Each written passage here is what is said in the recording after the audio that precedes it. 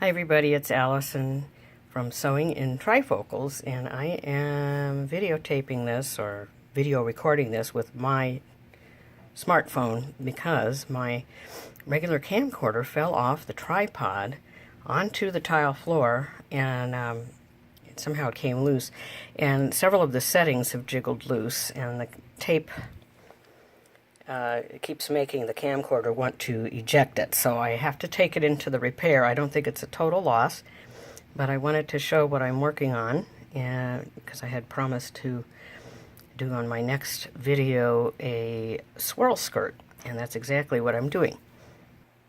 This is the pattern I'm using. It was sold via Patterns of Time out of Colorado, and they have a shop on Amazon.com, so I was able to not have to pay for shipping. I had this pattern before and misplaced it when I moved, and I'm actually just making it for a fun summer skirt. I'm not making it for belly dance, although I am starting up in a belly dance class after a few years' absence. Anyway, this is a great pattern. There's a lot of cutting involved, so you're going to need your rotary cutter, but I enjoyed making it before, and I do have one skirt that I made out of a woven fabric, which I might show later, and this time I'm using a knit. You can use either one for this pattern. So here is the pattern. It comes in a big, like a large piece of butcher paper, and you can see the sewing directions here. It's actually quite fascinating because it doesn't look anything like a skirt when you get started. The bad news is, according to the instructions, you only cut one crescent at a time, just a single thickness. So that can take some time, and I definitely would recommend a rotary cutter rather than scissors, unless you are the fastest cutter with scissors ever in the world. And anyway, here's what the pattern looks like. I actually traced it because I'm quite a bit shorter than the person the pattern is designed for, and since patterns are expensive, I like to keep the original and then trace it to make it for myself or someone else who's a different size. Patterns are not 79 cents anymore or $1.50 like they were when I was in high school in the 1970s.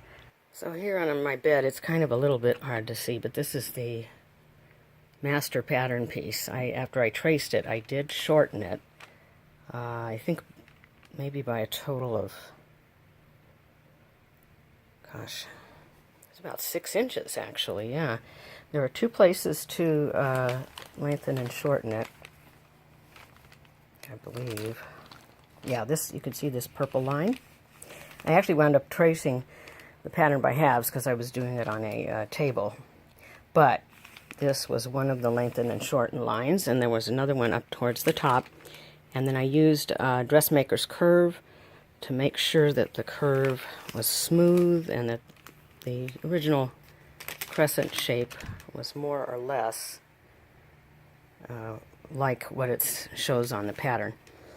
And you can see here I wound up doing this on the floor. I cut the first crescent on my little butcher block table, which I'll show you over on the other side of the bedroom.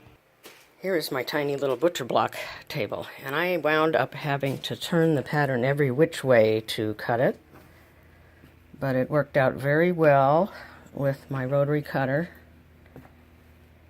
And the seams on here are 5/8 of an inch, so you can see here when you have that wide of a seam, you can use a notch nipper instead of cutting the notch outwards like you would if you had a 1/4 inch seam. So that was helpful. But like I said, once I cut one crescent piece out on this little table and had to turn the piece around a million ways, and it was hanging off the end and everything. After that I said, you know, I'm going to cut the rest of it on the floor. So I'm only on my second piece, unfortunately. I was doing laundry and so forth in between. And but I thought I'd show the cutting process, and perhaps I can transfer this to my software on my computer and speed up some of the sequences, because otherwise you'll be sitting through just hours and hours of me cutting things out.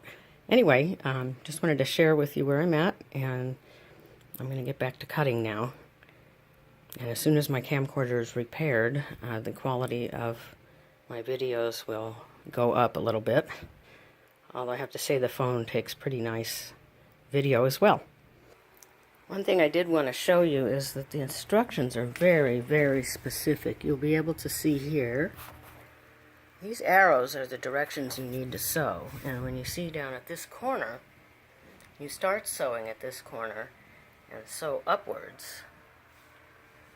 And this smaller area is going to become your waistband. It's going to be a casing with elastic in it. And I do think it probably does matter which direction you sew or serge in.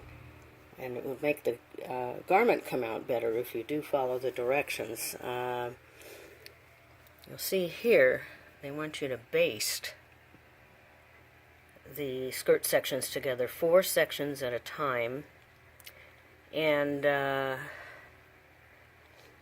since there's a convex or outward curve that's going to be fitting into a concave or inward curve, I may have to ease stitch the outward curve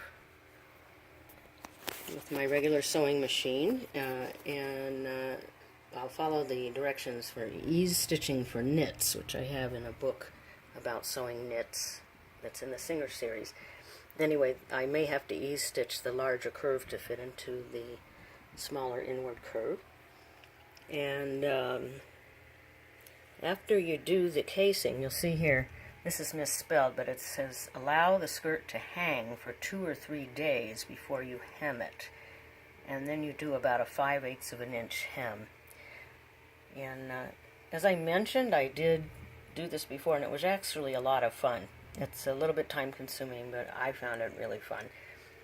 And you can see here that the author of the pattern has many different suggestions for colors and fabrics. This pattern works for a lot of different types of fabrics for dance wear, or you can make it into an everyday skirt like I'm doing. I happen to really like long skirts for summer and winter. So here we go. I'm going to stand my camera up on the little miniature tripod, and maybe you guys can watch me do the cutting process over here and use the notch nipper.